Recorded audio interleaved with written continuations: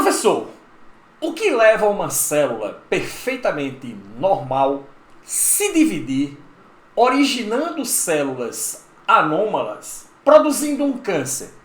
Outra coisa, professor, qual a diferença entre um tumor benigno e um tumor maligno? Eu sou o professor Billy Paul, do canal de Ciências Biológicas e Autodesenvolvimento. E após a vinheta, estudo do câncer, especialmente para você. Vamos lá?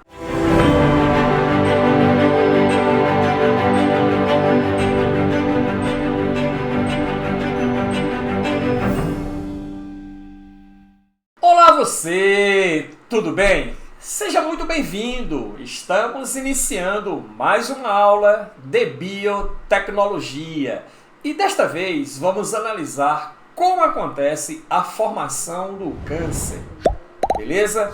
Como se processam a formação dos tumores, vamos diferenciar tumores malignos de benignos e sem mais delongas, vamos lá! A pergunta importante é: e aí, professor? Como o processo cancerígeno funciona? Primeira coisa importante é, um câncer, ele também é denominado de neoplasia. E você diz, e o que é uma neoplasia? Nada mais é do que uma massa de tecido anormal. Por quê? Porque ele é constituído, porque ele é formado de células anômalas. Tá certo? Células que não vão se enquadrar dentro de um tecido específico para realizar funções. Elas apenas vão se multiplicar, multiplicar e multiplicar cada vez mais, formando uma massa de tecido completamente fora de esquadro, digamos assim, e amontoando umas sobre as outras, tá? Sem nenhum senso específico de organização. Temos então uma massa neoplásica. A massa neoplásica é exatamente a massa normal de tecido, agora com potencial para invadir e espalhar-se para outras partes do corpo, além do local original. Ou seja, o tumor se desenvolve, origina-se num determinado órgão ou num determinado tecido, e essas células são capazes de entrarem na corrente sanguínea e se distribuírem por todo o organismo, se fixando em outras regiões. Quando isso acontece, ok? O que você tem? Você tem a chamada metástase. Um câncer em metástase é quando ele se espalhou e atingiu, por exemplo, vários órgãos. Minha mãe, por sinal, ela morreu de câncer. Ela desenvolveu um tumor no intestino grosso.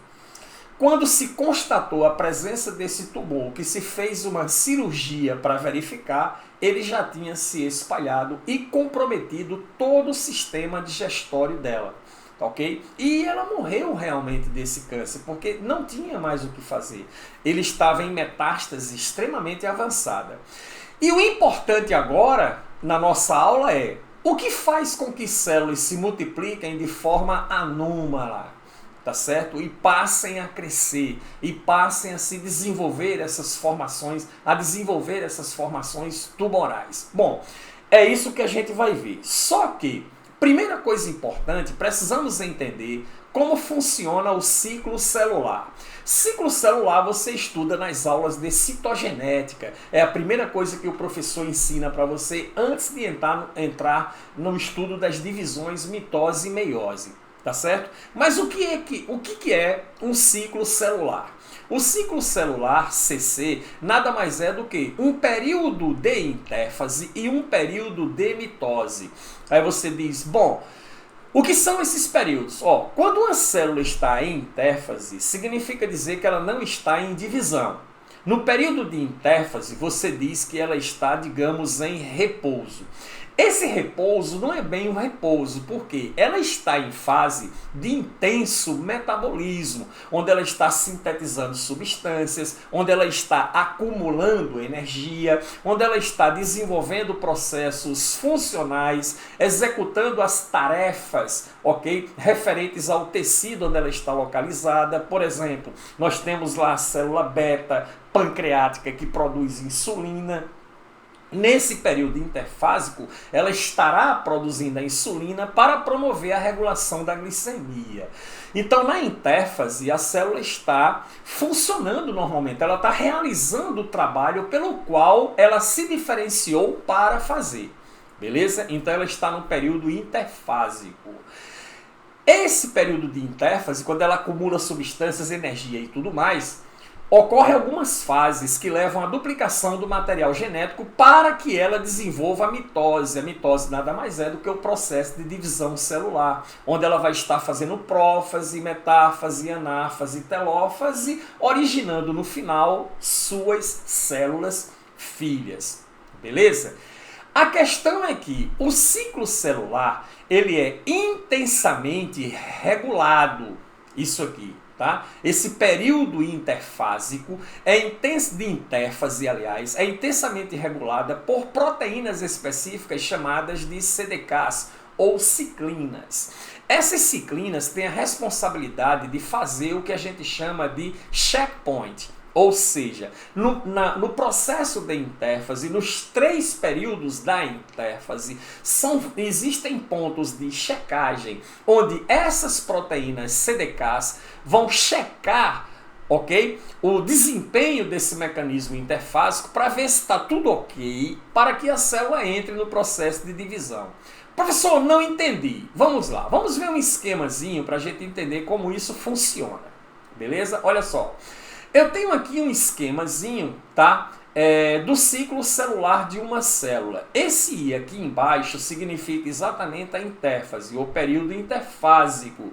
Esse M aqui em cima significa a mitose, ou seja, quando a célula está em divisão. Ela está em qualquer uma das fases, prófase, metáfase, anáfase, telófase.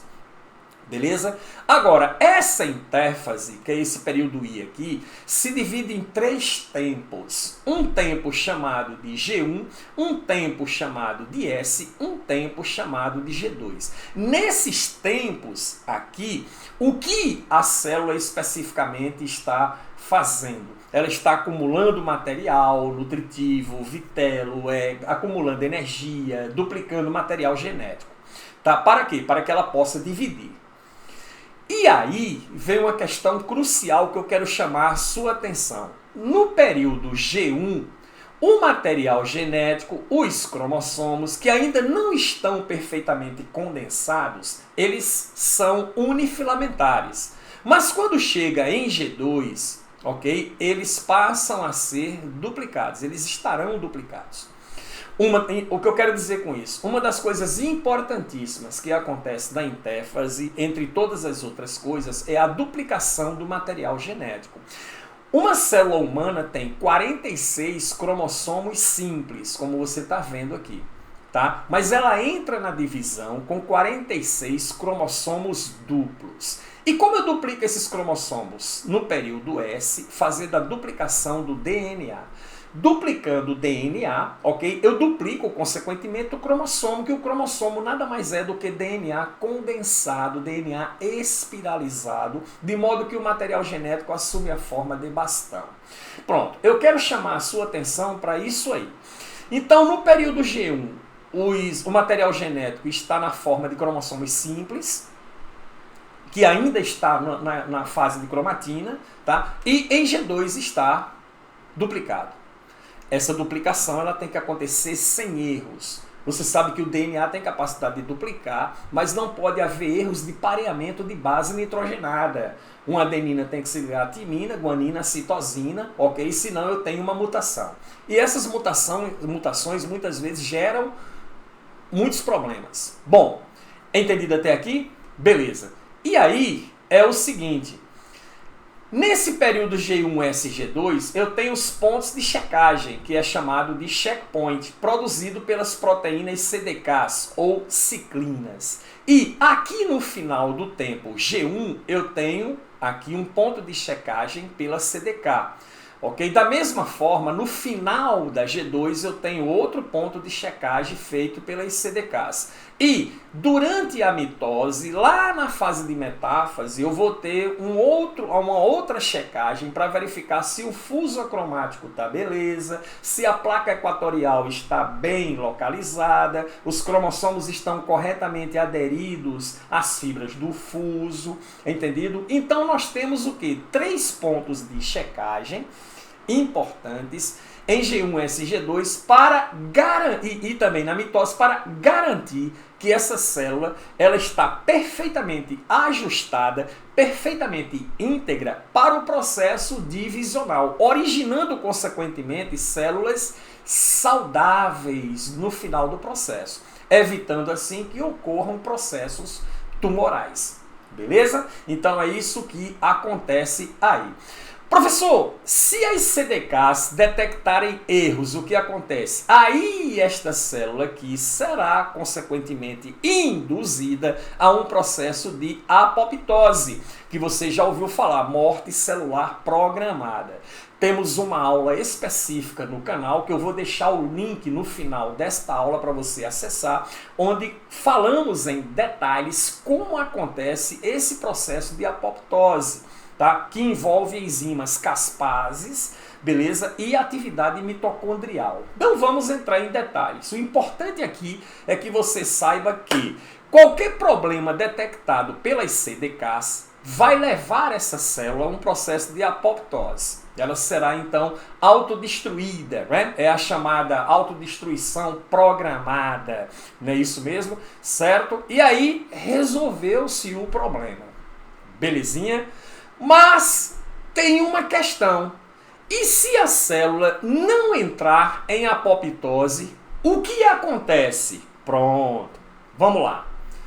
Nesse outro esquema, vamos entender esse mecanismo, como ele funciona em detalhes. Olha só, eu tenho aqui uma célula perfeitamente saudável. Ela já cresceu o suficiente, ela já acumulou o material nutritivo suficiente, já tem energia suficiente, entendido? Já duplicou o seu material genético, agora ela vai entrar no processo de divisão. E ela se divide, né? A célula saudável deverá originar células filhas perfeitamente idênticas à célula que lhe deu origem, que é uma característica da mitose, e células também o quê? Saudáveis. Primeira divisão, tudo ok. As outras 2 células cresceram, duplicaram o material genético, fizeram tudo, se dividiram novamente e, opa, aqui temos um problema. Esta célula aqui, resultante da divisão desta célula anterior, esta célula é uma célula anômala. Ela tem determinados defeitos genéticos. E aí, esta célula não pode, de maneira alguma, prosseguir o seu processo divisional, que isso pode levar à formação de um câncer. Entendido? Então, o que é que se faz aí? Essa célula, então, consequentemente, sofrerá processo de apoptose. Na apoptose, ela é inicialmente parcialmente destruída, formando o que é chamado de corpo apoptótico. Esse corpo apoptótico será fagocitado por macrófagos, que são células conjuntivas especiais, cuja especialidade é exatamente promover mecanismos de fagocitose. E aí, fagocita, forma o fagossomo, junta-se ao lisossomo e termina o processo de destruição celular com a digestão desses lisossomos dos macrófagos. Pronto, tudo bem. As outras células normais continuam seus processos divisionais, originando células normais. Mas pode acontecer desta célula aqui ela não entrar em processo de apoptose. Professor, o que leva a isso? Vamos comentar daqui a pouco. Mas quando isso ocorre, gera o que é chamado de efeito tumoral. E aí, esta célula aqui continua se dividindo normalmente, origina duas células também anômalas, que continuam se dividindo normalmente, originando células também anômalas, que continuam se dividindo normalmente, originando outras células também anômalas, que continuam se dividindo, amigo, aí isso cresce, e cresce, e cresce. O que é que você está tendo aqui nesse momento? Você está tendo uma multiplicação tumoral. Beleza? Considerações importantíssimas sobre isso. As células tumorais não formam tecidos verdadeiros. Essas células não vão compor, digamos, um epitélio, não vão compor um conjuntivo, não vão compor uma célula de sistema digestivo, não vai compor nada onde ela venha a ser o quê? Funcional. Por quê? Porque nessas células não ocorre processo de diferenciação celular. A diferenciação celular é quem vai estabelecer a uma célula a função que ela vai executar num determinado tecido onde ela vai se alocar. Isso não acontece nessa célula da multiplicação tumoral. Ou seja, elas não irão assumir uma função tecidual. Beleza? Tudo que elas fazem é o quê? Se multiplicar, se multiplicar e se multiplicar cada vez mais, porque o controle do ciclo celular, em última análise, ele foi perdido. E aí, amigo, essas células irão constituir um grande amontoado de células que caracteriza o tumor. E esse tumor cresce e o pior, as células tumorais podem se desprender deste amontoado, cair na corrente sanguínea ou linfática, se distribuir pelo organismo, atingir outras regiões do corpo e iniciar novos tumores. Quando isso acontece, você chama de metástase. Belezinha? Entendido isso? E aí, vamos lá. Como diferenciar então os tumores, professor? Bom, aqui nós temos um esquemazinho mostrando para você como funciona um tumor. Esse caso aqui, eu tenho um tumor benigno. Nesse caso aqui, eu tenho um tumor maligno, que você pode ver o seguinte, ó, as células se desprendendo da área tumoral original, que vão atingir a corrente sanguínea e se espalhar. E qual a diferença entre eles? Olha só, o tumor benigno, ele é encapsulado, ele tem uma cápsulazinha aqui, ó, que o reveste. Entendido? E aí, o crescimento dele é lento, essas células se multiplicam, mas elas não se multiplicam muito rapidamente, em alta velocidade, ok? Esse tumor, ele não é invasivo, ou seja, ele não invade outros tecidos, ele vai se manter exatamente aqui, no ponto de surgimento original. Consequentemente, não vai ocorrer metástase, ele não vai se espalhar. Beleza? E o médico, geralmente, quando detecta um tumor, ele faz uma biópsia para verificar exatamente o tecido tumoral, se ele é benigno ou se ele é maligno.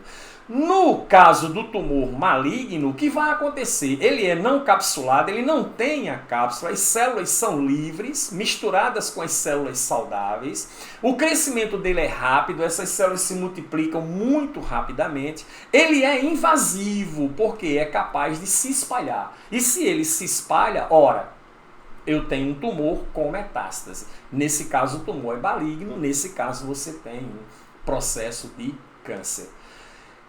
O que leva ao câncer, professor? Olha só, existe um gene chamado gene P53, também é conhecido como TP53. Esse gene é um gene autossômico que está localizado no braço curto do cromossomo 17 da espécie humana. Beleza? Esse gene P53, ele é um gene supressor de tumor. Ele evita que tumores se desenvolvam, que as células possam se multiplicar de forma saudável, ok? Se diferenciando e se alocando nos tecidos e sendo funcionais. Pronto, essa é a ideia.